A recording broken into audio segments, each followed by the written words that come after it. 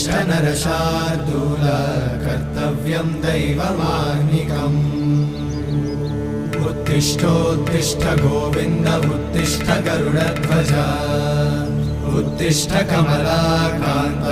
त्रैलोक्यं मङ्गलं कुरु उत्तिष्ठोत्तिष्ठ गोविन्द उत्तिष्ठ गरुडध्वज उत्तिष्ठ कमलाकान्त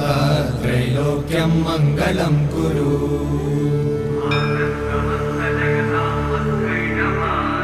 मातः समस्त जगतां मधुकैटभारे